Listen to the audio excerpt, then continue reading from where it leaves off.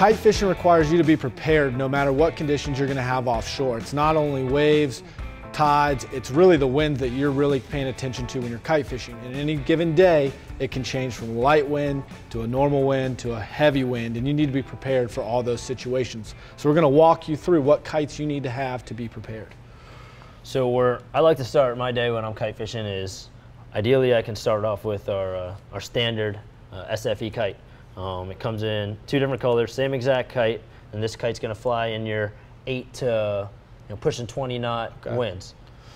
Great kite, flies awesome. How do you know when you need to change that kite? Say it's blowing too hard, you need to... So if it starts blowing too hard, we're going to switch over to another kite. This kite's going to start dancing all around and be real erratic in the air. If it's not blowing quite hard enough, you're going to tell it's barely staying in the air. Start falling down, your baits are pulling it down in the water, and then that's when you would select a kite. That's when we would go to our light wind kite. Okay. When that kite's struggling to stay in the air.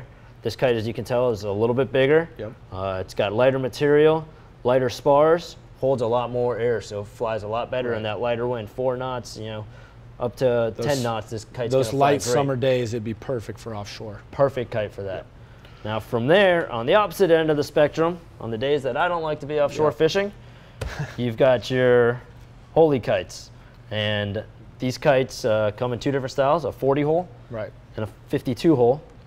The 40 is great for just above 20 knots, 22 knots, pushing 30 knots, where the wind stays right in that range. And then that 52 you would use when the wind is 25 knots and gusting higher than that, gusting beyond 30 when it's real erratic. This is the kite that you're going to So it's important that you have a couple kite options when you're offshore, whether it could be really windy in the morning, change in the middle of the day, and then fall out completely in the afternoon. So you need to be prepared whatever situation you're fishing. Whether you're kite fishing off South Florida or chasing tuna in the Carolinas with a kite, these are great tips that you need to have to select your next kite.